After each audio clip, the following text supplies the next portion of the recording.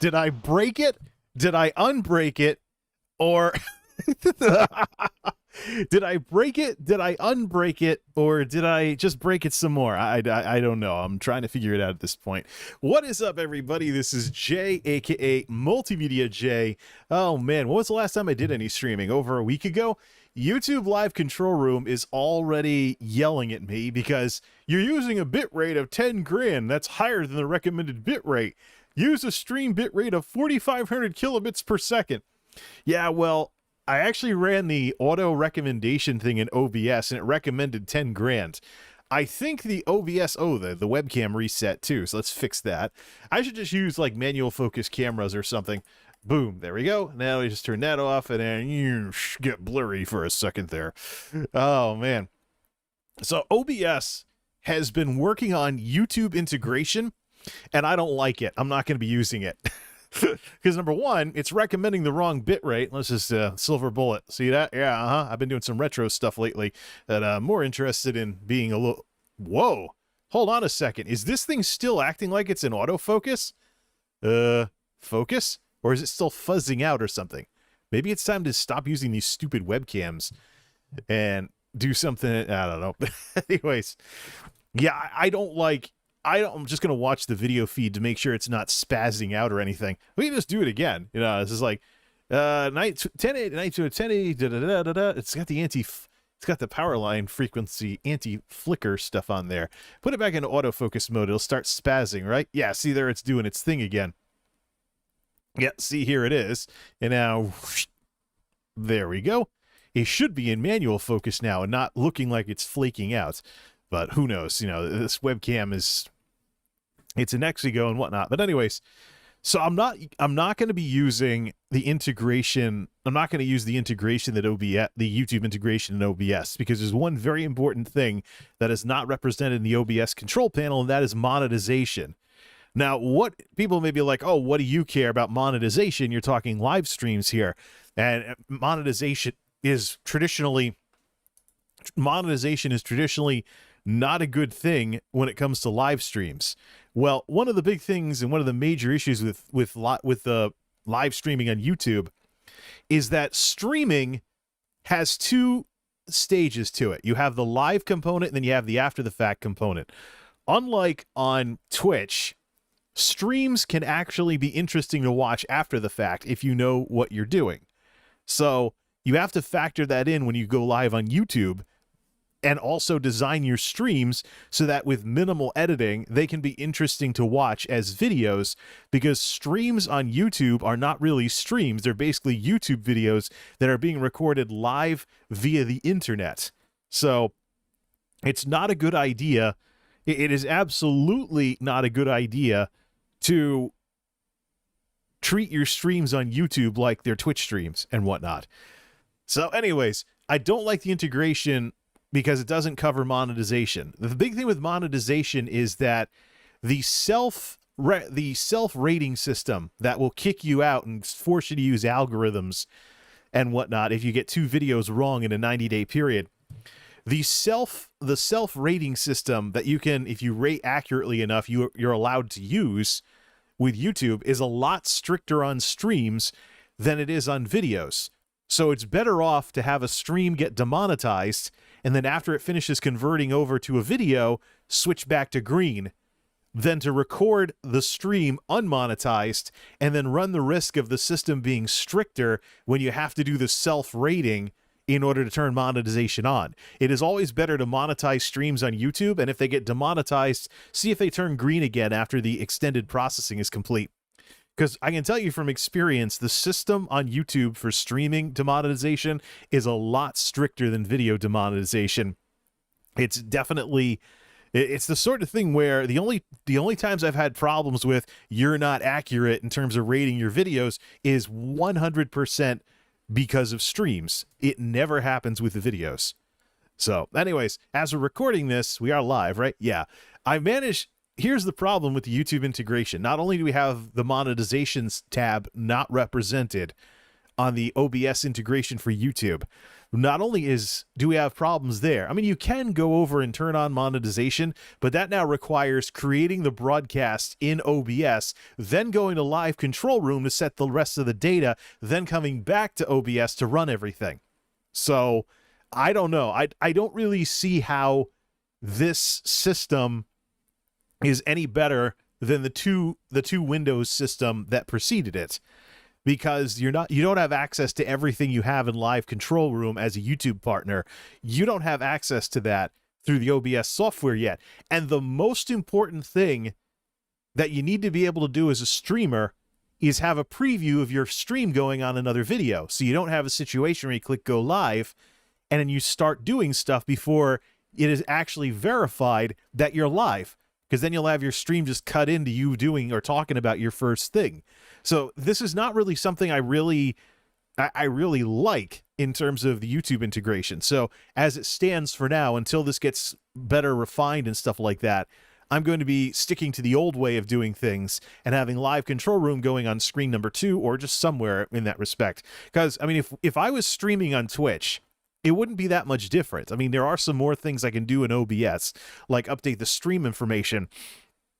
But the big thing I've run into, and I have to see if this is still the case because it's been about a year, the big thing that I've run into is that when streaming on Twitch, you need to have your Twitch dashboard open in order for the stuff going from OBS to actually change anything. So if you change your game or you change the stream title or something like that, or you change your category, you know, you can't, it doesn't go up to the Twitch streaming dashboard unless it's open, or it doesn't go live unless the stream is actually open on screen number 2. You have the dashboard open and things along those lines. So it's some limitations between what the software does offline and how it integrates with the online website side of it all. But either way, we're going to send everything out at mixer level bit rates until I get this fixed. Hopefully it's not going to lag. Hopefully it's not lagging too much.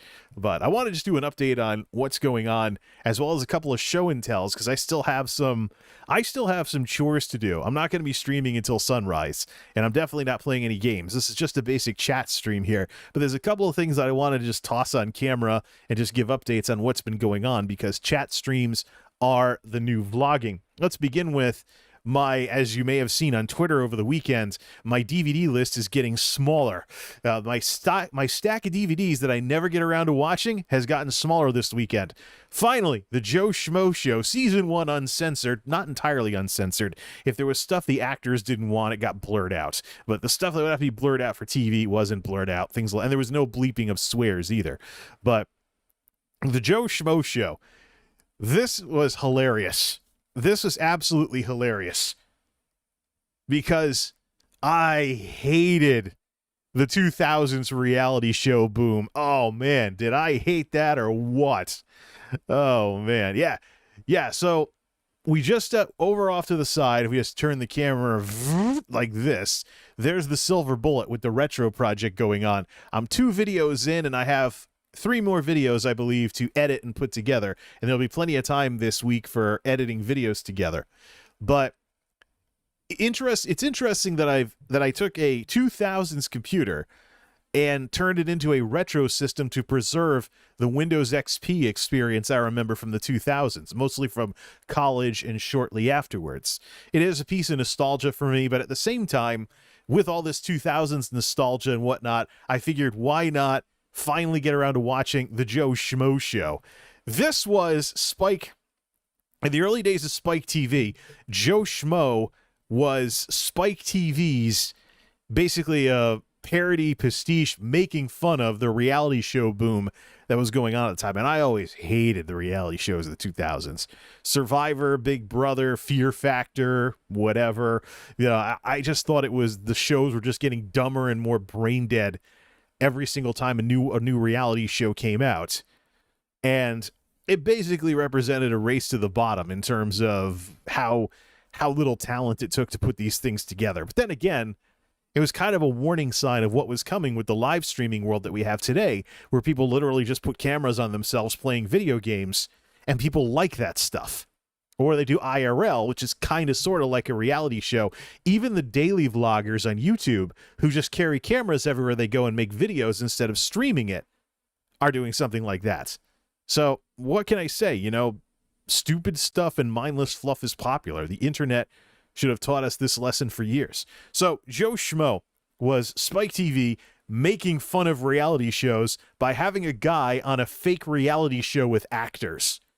Thought it was hilarious back then. Saw a few shows in the original run, but I was too busy in college to really watch this on a regular basis. So it's great that there was finally a DVD set. And of course, the sequel, Joe Schmo 2. I never saw any of this back when it aired in 2004. It's just interesting. So these two DVD box sets that have been on top of my movies to watch pile for a while, they can finally go to the darn shelf.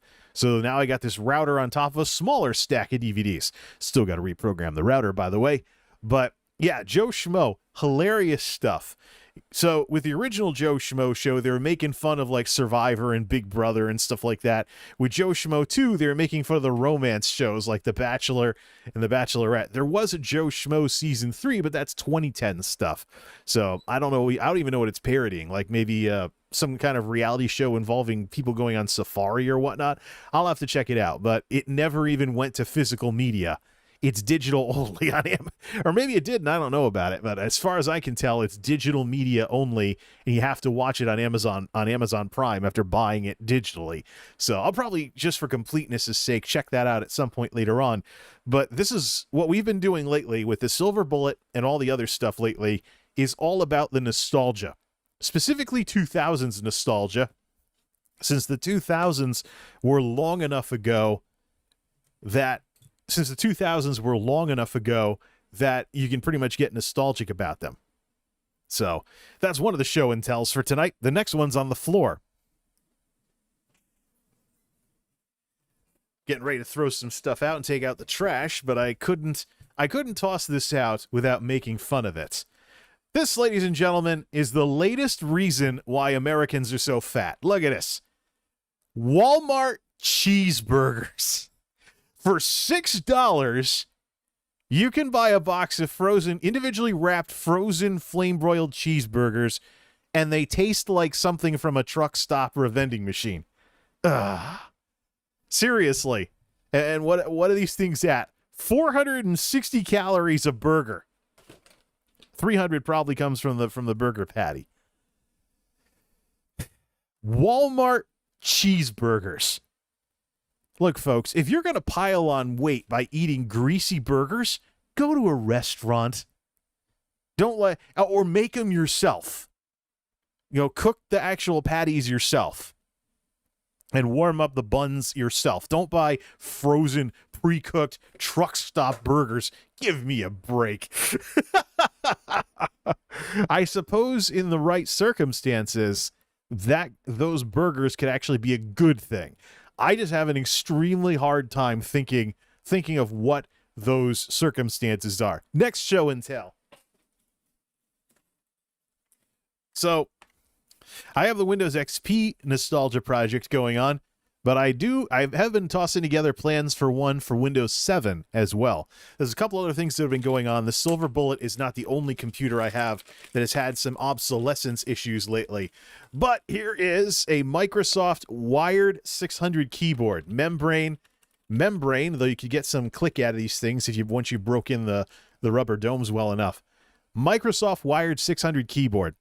This was my keyboard of choice for years. I used the Windows 7 version of this, the Windows 8 version of this, and this date, the manufacture date on there, the copyright date on this one is 2019, so that's the Windows 10 era with this one. Maybe there'll be one for Windows 11, I don't know.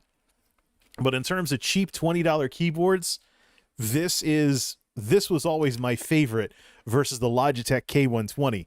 The reason why I went out and got one of these, despite not having one of them for years, is because Windows XP is not the only retro project I want to work on. Get the box. Windows XP is not the only retro project I want to work on. I also want to make a project for Windows 7 as well. And I'm tossing around the idea of Monolith never having Windows 11. It recently got announced that the Ryzen 6000 that comes out next year hopefully uses socket AM5 and DDR5 for RAM.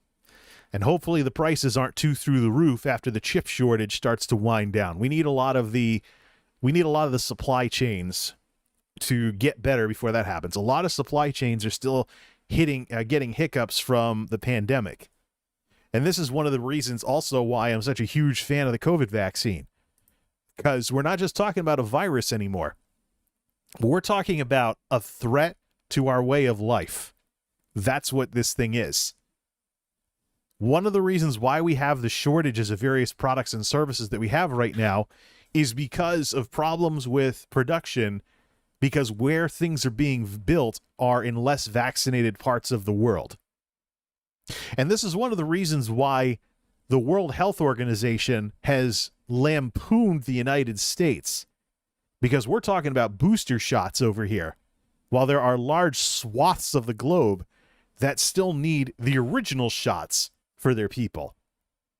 And the truth of the matter is, with this virus, we can't blow off any part of the world with it. It needs to be a global fight to contain this thing. Otherwise, what you're going to have essentially is wherever the vaccines are not, you essentially have a petri dish for whatever the next variant is going to be that's going to screw up the economies of the world again. That's going to screw up the world's economies again. So, absolutely, we need to export vaccines all over the globe and get people vaccinated. This can't just be the sort of thing where the United States is like, I got mine, sucks to be you. So, right. Anyways. So what's next? Well, first off, some of the lo-fi music that I came in with is actually, there's a new artist I've discovered on the YouTube audio library called Cheel. Let me switch over to browser mode. Is it going to link up correctly? Nah, let's link it up. I should probably make separate stuff for Chrome and Firefox. So here's the YouTube audio library. Artist is called Cheel. Let's check out the rest of their stuff here. Blue Dream. Audio track is unavailable.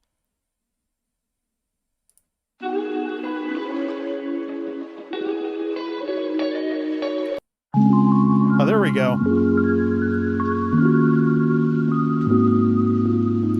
How are the levels with it? No.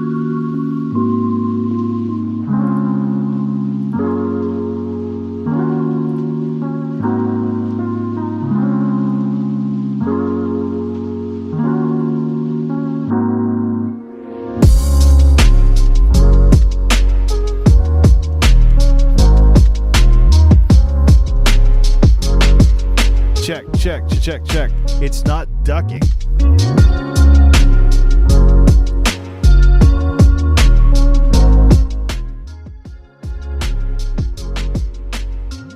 Check. Is it even? No, it's not ducking at all.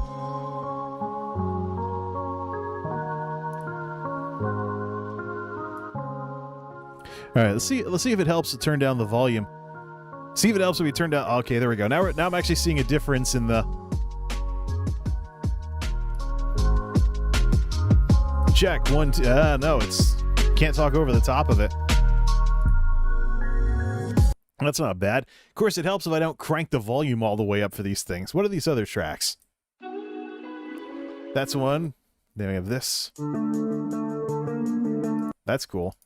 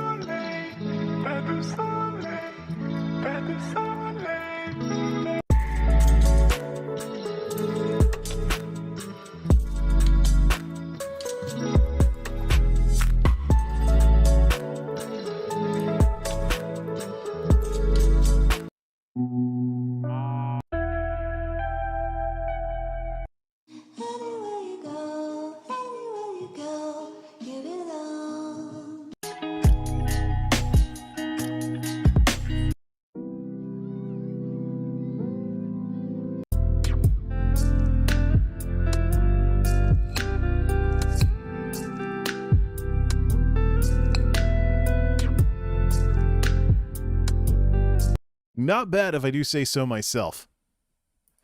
So, yeah, those are some recent additions to the YouTube audio library. I've been playing catch up on that kind of stuff.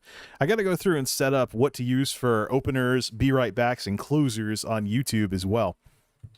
So, good to know. Good to know. Good to know. All right, what do I have on this? I have Twitter open? Yeah, let me see here. Yeah, I hope I didn't screw that up a little too much. Yeah, I don't want to clip in order to yell over stuff. So it's just a big issue I have with setting it up in advance. I had no idea that the YTAL would be that loud in and of itself. Let me just check a few things with some of these numbers. Not live streaming, channel content. I'll try and open 2 live control room windows at once. So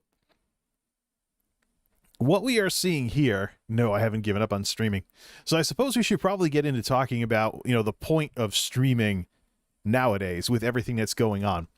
So I'm not giving up on streaming. Some people may have gotten the impression that just because I did some tech videos that I've given up on streaming. It was a 1-year experiment. That is totally not the case. Streaming has its uses, but so do videos. That's the important lesson. That is the important lesson that we have to learn here with this kind of stuff. So let me see here. Under settings, do I have ignore? No, I don't have it set to ignore streaming service recommendations. So I don't see why this thing insisted on connecting up at 10 grand for a bit rate instead of like 4.5 to 6 grand and whatnot. So YouTube's actually recommending 4,500. So we'll fix that for next time, because I don't think that the extra bit rate for sending this up to the server is going to result in any appreciable quality improvement. This is more the sort of thing we'd want to have with a game stream and stuff. But no, I am not giving up on streaming. I'm not giving up on streaming, and just because I've made some tech videos again doesn't mean that that's all that's going to be on this channel. I'm not trying to run back to something that worked before. And none of what I've done, by the way, folks, changes any of what I said last go-round when I went live. If you can't wrap your head around the idea that tech, never mind anything else, if you can't wrap your head around the idea that technology means more than just computers, I question whether or not you're really a fan of technology.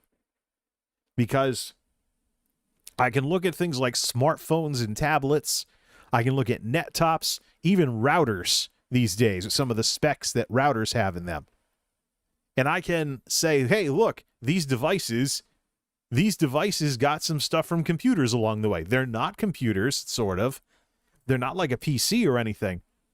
But the truth of the matter is, I realize there's a PC-only scene that exists on YouTube, with people in it that want to pretend that nothing has ever existed besides computers.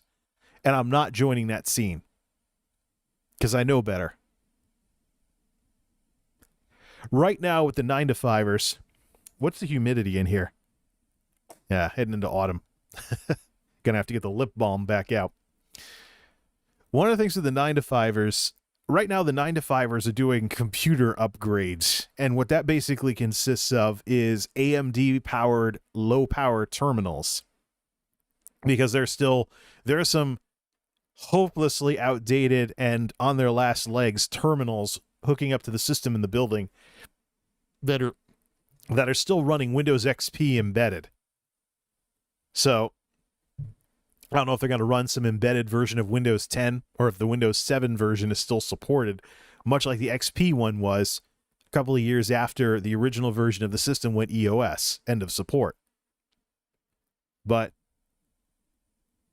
these little net tops with their low power processors can run a desktop environment, can run some apps, can do what people need a computer to do if they just walk up to a random computer in the building.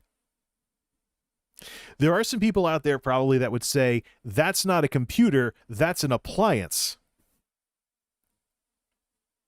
And to them I say, I question your commitment to technology, because technology is not about wasting resources. That's something I've been running into too with some of the systems I've wanted to build. I've thought about building some specialty systems lately. to handle very specific tasks. And for that, they would require very specific hardware. So, for example, a NAS box for network-attached storage. We'd emphasize the living daylights out of low power for something like that, because what do we need? A CPU with integrated graphics. We're not going to be playing video games on the NAS. I want to have something where I can put a bunch of drives in it and put it on the network and have the speed of the network, work in terms of, probably put it over here somewhere, but have something I can plug in, put some drives in it, and basically have it running for storing data. I've tossed around that idea more than a few times. But that would be basically a machine that was way too specialized to be used as a regular computer. Is it a problem if I want to build something like that? So yeah. To the people that ignored me until I started tinkering with computers, thank you for proving me right, that I was right all along in terms of the audience not supporting me. Because, look, I am not a one-trick pony, never been a one-trick pony. The current round of tech videos that I'm doing, I am only doing because these are ideas I've been throwing around for a while and I haven't had the time to get around to them. It's not something that's going to be the only thing that's on the channel. If you hate the fact that I do anything besides tinker with computers, unsub from the channel.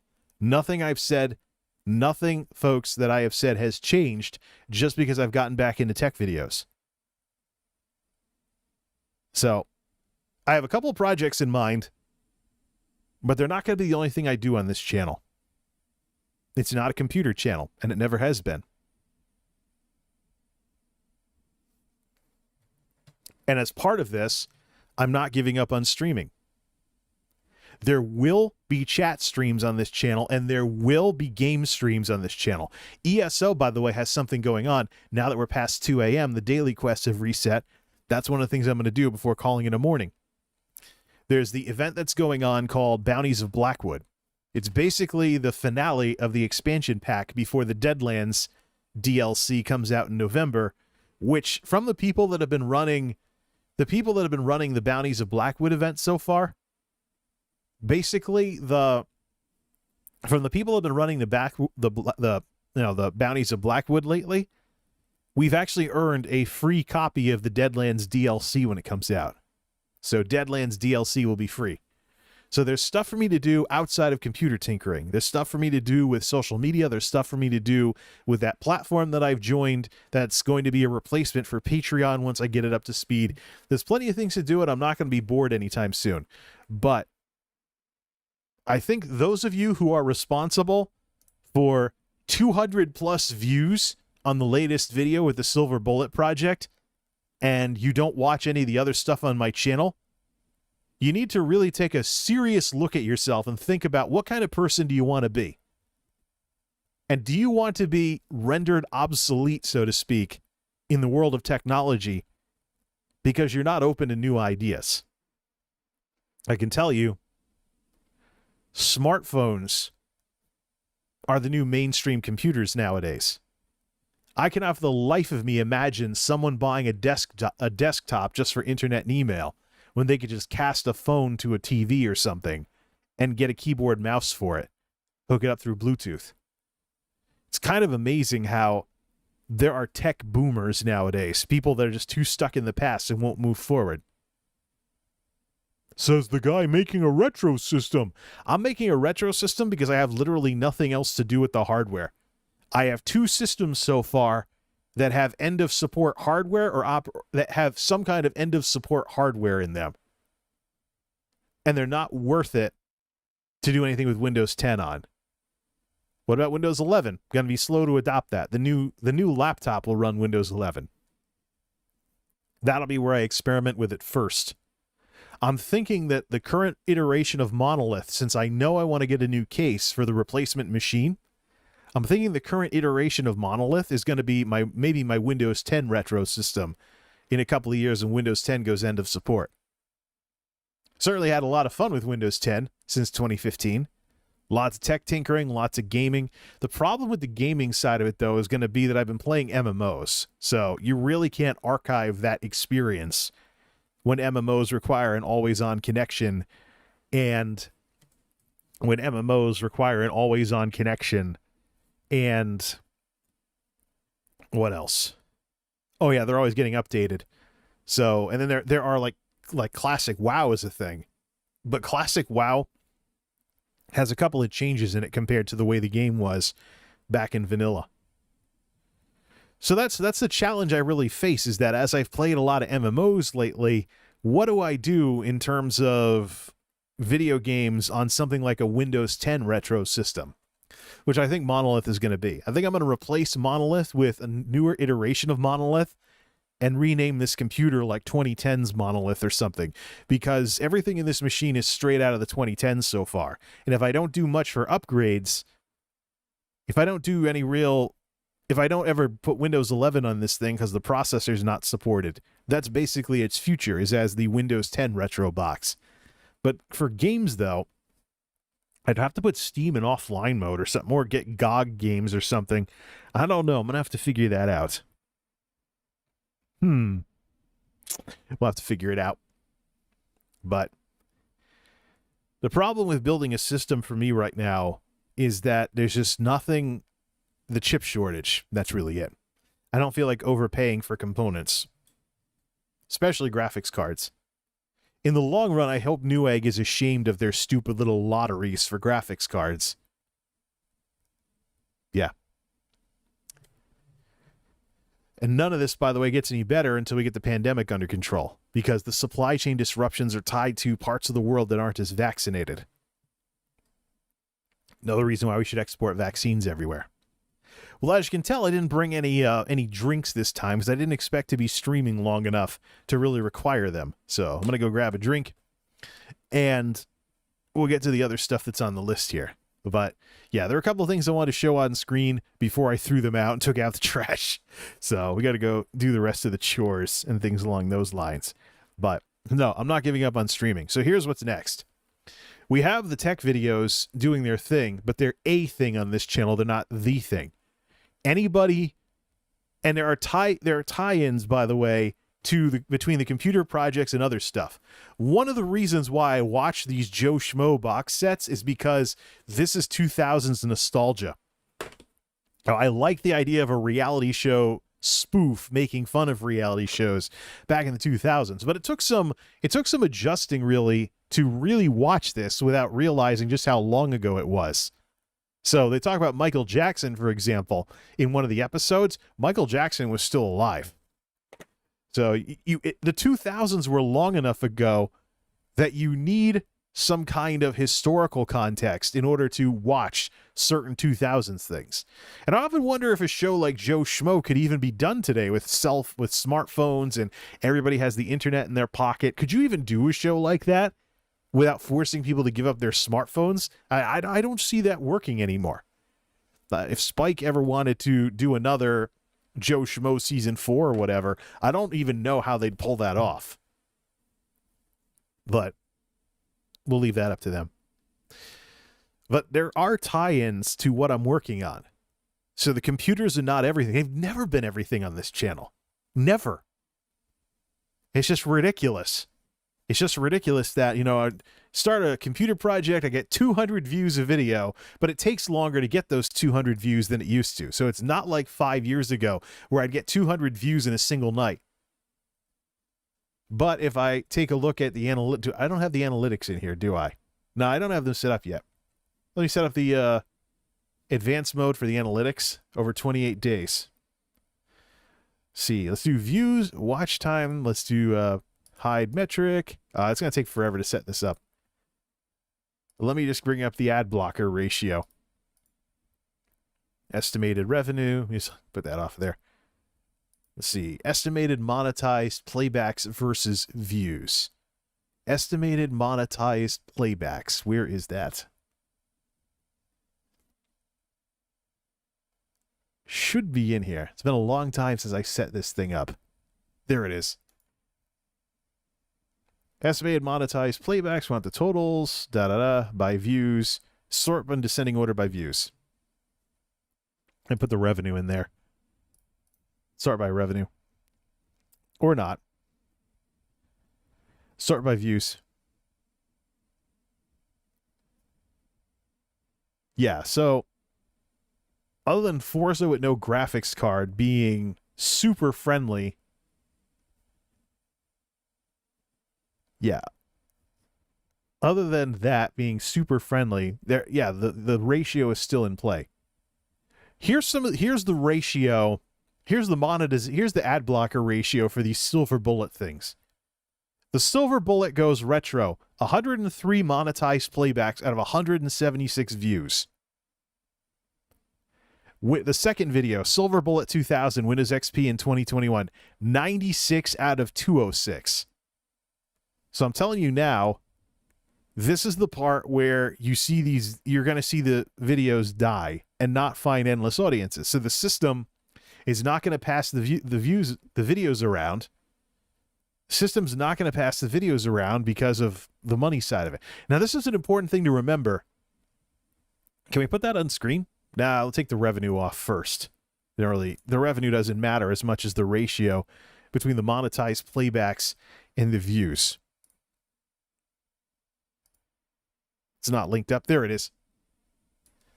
So Forza Horizon 4 with no graphics card has a terrible ad blocker ratio, but it's extremely friendly with the search engine, because if anybody searches for Forza Horizon 4 at no graphics card, it's going to show up. George Foreman grill video, 322 out of 393. Magic Chef portable dryer is still positive. Southgate beef stew redux, been picking up lately, but 167 out of 227. Lysol to go, same issue. Geek House laundry, close together. Silver Bullet 2000, 96 out of 206. 103 out of 176 for Silver Bullet goes retro. So here we go again. So the question is, when is YouTube going to stop focusing so much on what makes the channel the most money and focus on what do people like so they're watching more? A Lenovo, the story continues. The laptop thing, 42 out of 97. What other stuff do we have here? Where's the one about Monolith being a 5-year-old computer now? We're just going way down here. Let's see. Is it even in the top? Is it even in the top 50, which is what this is? 59 out of 113. What do the views look like? Yep, see? Dead. Dead. Dead. This is views. We have the channel turned on here. Let's look at the George Foreman grill video, which is pretty close. Critical mass, critical mass, critical mass. Put the dryer video into the mix. Take off the Foreman grill video in the total. What's the dryer video? The dryer video is, yeah, let's turn that off. Turn that off. Critical mass on the dryer video. Almost no critical mass on the washer video. So that's kind of all over the map. Might be time to get a new washer and dryer and make a video about it.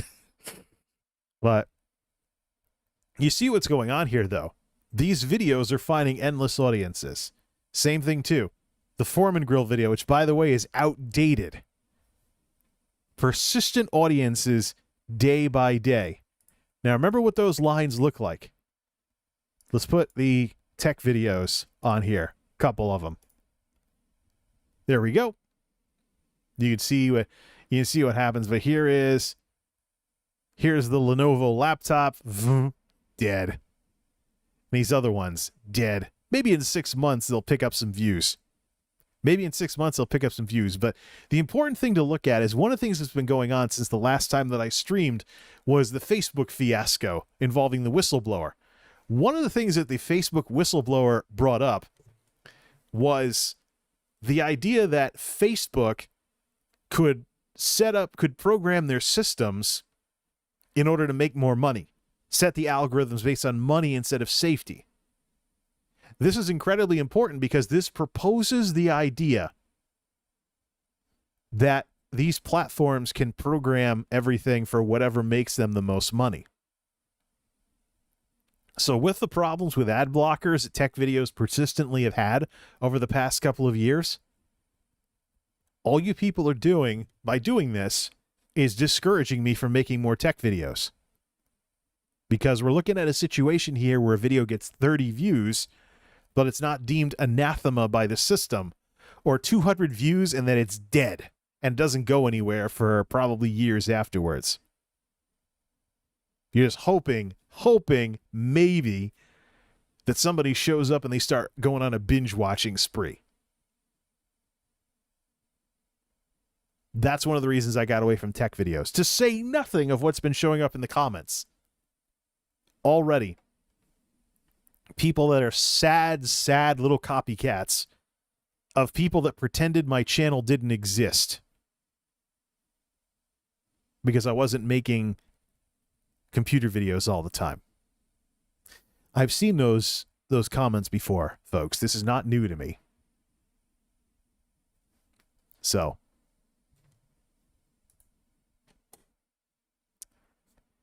what's next? The tech videos are a thing on this channel, but they're not the thing on this channel. Chat streams will cover current events. Gaming streams will cover mostly ESO, maybe some other stuff. But there'll be a mix of things on this channel. There'll be a mix of videos on this channel, too. I don't just want to tinker with computers all the time. I don't know where we got to this point where YouTube had to be a complete waste of time because you want to do more than one thing. I don't get it.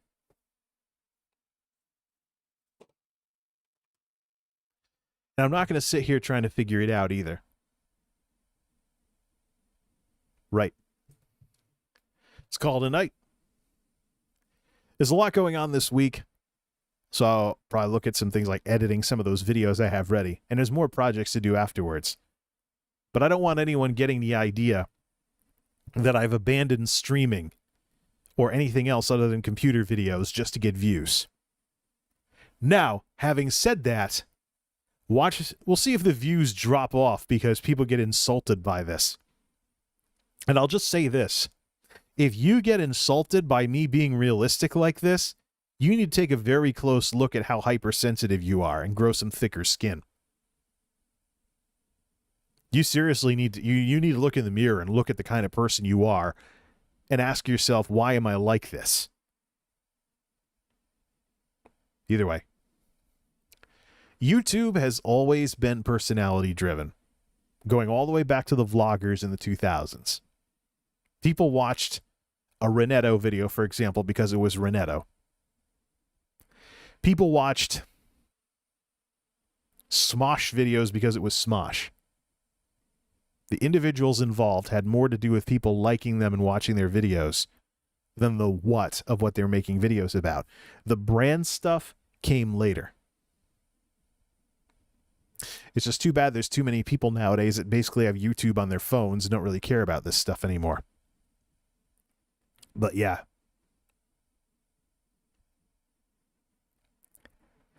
If the idea of me doing more than one type of thing on this channel horrifies the heck out of you, take a very long look in the mirror at what kind of person you are and ask and do better. Now, time to get back to the mix of stuff I want to do on this channel. Although it is pretty sad that there's going to be people that get completely the wrong impression just because I do a computer project over the span of a couple of videos. Now let's see what this does to the views. Till next time, this is MultimediaJay signing off. Thanks for stopping by.